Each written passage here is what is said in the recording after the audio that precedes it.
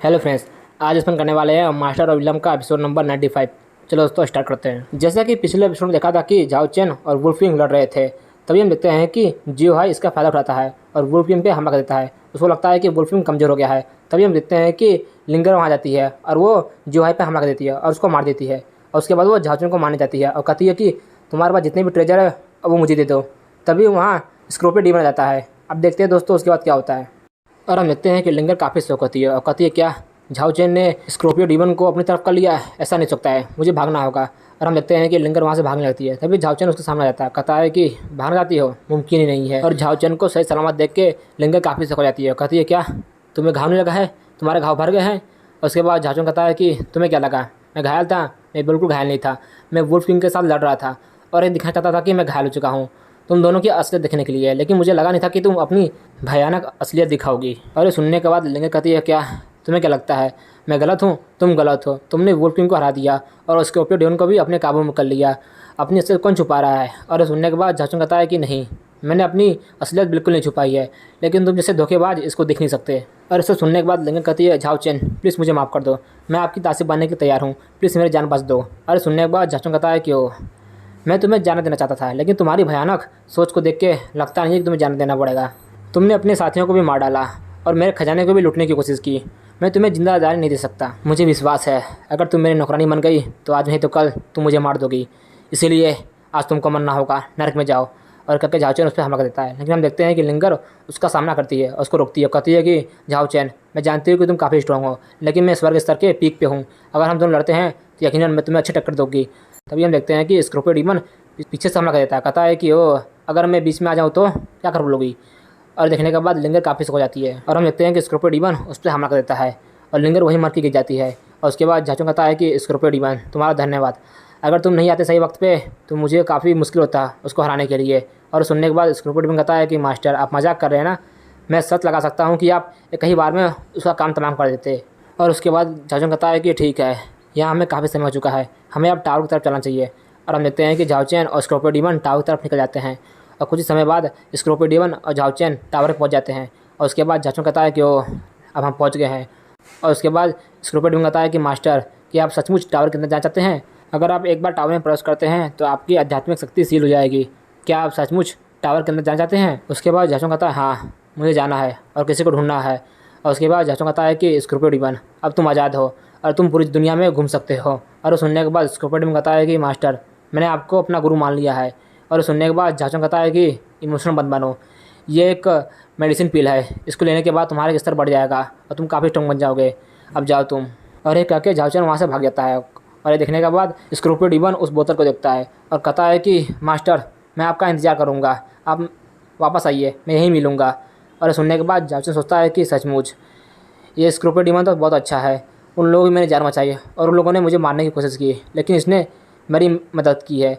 ऐसा लगता है कि इंसानों से अच्छा तो जानवर होते हैं जो एक बार मदद करने के बाद हमेशा उसका एहसान चुकाते हैं।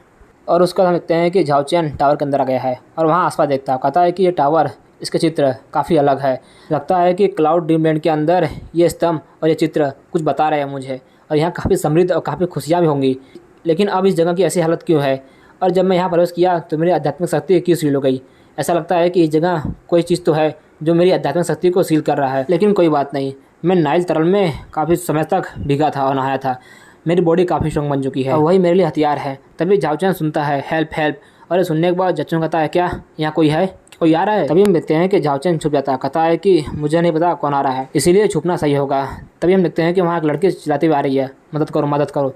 तभी हम देखते हैं कि वहाँ तियान फेन आ जाता है और कहता है कि चिल्लाने का कोई फ़ायदा नहीं है, तुम्हारे और मेरे अलावा इस टावर में कोई भी नहीं है। और झाओ चेन तियान फेन को देख के काफ़ी शौक आता है, कहता है कि ये तो वही है ना जिसने लिंगर और जियो हाई को छोड़ के भाग गया था कुछ दिन पहले, ये यहाँ पे? और उसके बाद लड़की बोलती है तियान फेन तुम धोखेबाज हो, मैंने और मेरे दोस्तों ने तुम पे भरोसा किया, लेकिन तुमने एक फॉर्मेशन बना के उन सबको उनमें कैद कर दिया, तुम एक कमीने हो। अरे सुनने के बाद तियान फेन कहता है कि तुम बेवकूफ़ हो, हमारे पास जो लाल मेघ मोती है उसे मुझे सौंप दो, नहीं तो मैं अगली बार नहीं कहूँगा, तुम्हें जान से मार दूंगा, वो मुझे सौंप दो। अरे सुनने के बाद झाओ चेन काफ़ी सुखराता है, कहता है क्या लाल मेघ मोती? नहीं, ऐसा नहीं सकता है, मैंने अपने पुनर्जन्म में अपने तीसरे शिष्य को दिया था, लेकिन वो यहाँ कैसे प्रकट हो सकता है? और उसके बाद वो लड़की बोलती है नहीं, सोचना ही मत, वो लाल मेघ मोती हमारे परिवार की विरासत है, उसको हमने काफ़ी मुश्किल से पाया है। मैं उसे कभी नहीं दूंगी।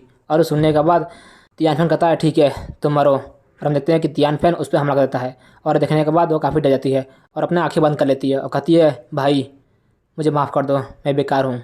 तभी हम देखते हैं कि एंट्री होती है झाओ चेन की और झाओ चेन तियानफेन को एक लत मारता है और दूर फेंक देता है। और उसको देखने के बाद लड़की बोलती है क्या झाओ चेन तुम यहाँ पे क्यों? और सुनने के बाद झाओ चेन कहता है कि इससे तुम्हारा कोई मतलब नहीं है। और उसके बाद झाओ चेन मालूम होता है कि वो लाल बेंग मोती मेरे तीसरे शिष्य यान चून से संबंधित है, मुझे उसके ठिकाने का पता करना होगा। और उसका हम देखते हैं कि लड़की काफ़ी खुश होती है, कहती है कि झाओ चेन क्या तुम मुझे बचाने के लिए यहाँ आए हो? और सुनने के बाद झाओ चेन कहता है क्या आखिर तुमको किसने कहा? और सुनने के बाद लड़की बोलती है क्या? और झाओ चेन सोचता है कि ये लड़की को मुझ पर क्रश है लेकिन मुझे इसमें कोई दिलचस्पी नहीं है। और उसके बाद झाओ चेन कहता है कि ठीक है छोड़ो, अब हम तुम्हारे मामलों को देखते हैं आखिर क्या हुआ है, उसका समाधान निकालते हैं। और उसका हम देखते हैं कि तियानफेन काफ़ी घायल होता है, कहता है कि तुम्हारी हिम्मत कैसे हुई मेरे कारोबार में दखल देने की? क्या तुम्हें जिंदा रहने की कोई इच्छा नहीं है? क्या तुम मरना चाहते हो? उसके बाद झाओ चेन कहता है कि आंडू संप्रदाय के मैल मैं तुमसे बात नहीं कर रहा हूँ, तुम्हारे पीछे जो छुपा है बाहर निकलो, मुझसे बात करो या मरो। उसके बाद तियानफेन कहता है कि झाओ चेन मैं जानता हूँ तुम बहुत पावरफुल हो लेकिन इस जगह पे तुम्हारी आध्यात्मिक शक्तिशील है, तुम कुछ नहीं कर सकते।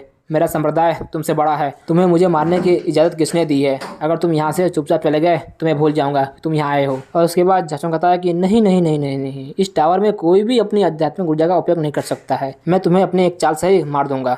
और सुनने के बाद तियानफेन कहता है ठीक है अगर तुम्हें मरना ही है तो तुम मरो। और हम देखते हैं कि तियानफेन अपना तलवार बाहर निकालता है जिसका नाम खूनी तलवार होता है। और देखने के बाद लड़की काफ़ी शौक जाती है, कहती है झाओ चेन ऐसा मत करो, ये तलवार बहुत खतरनाक है, ये एक आध्यात्मिक तलवार है और इस टावर में ये बहुत पावरफुल है और तुम्हारी आध्यात्मिक ऊर्जा सील हो चुकी है, तुम कुछ नहीं कर सकते हो, ये तलवार बहुत स्ट्रॉन्ग है, हमें यहाँ से भागना होगा। और सुनने के बाद झाओ चेन कहता है कि कोई ज़रूरत नहीं है, मैं इस तलवार को अपने एक पंच से ही तोड़ दूंगा। और सुनने के बाद लड़की काफ़ी शौक जाती है, कहती है क्या? झाओ चेन ने कहा कि वो अपने एक पंच से ही इस तलवार को तोड़ देगा? जो खूनी तलवार आग के लपटों से घिरी हुई है वो इसको एक पंच से तोड़ देगा? ऐसा कैसे हो सकता है? मुझे पता है कि जब झाओ चेन मेरे भाई से लड़ा था तब उसकी आध्यात्मिक तलवार को तोड़ने में उसको काफ़ी मेहनत करनी पड़ी और वो कह रहा है कि इस तलवार को वो एक पंच से तोड़ देगा, ऐसा कैसे हो सकता है? और दोस्तों इसी के साथ ये एपिसोड ही खत्म होता है। अगर दोस्तों आपको वीडियो पसंद है तो लाइक कीजिए, कमेंट कीजिए, शेयर कीजिए। बाय दोस्तों।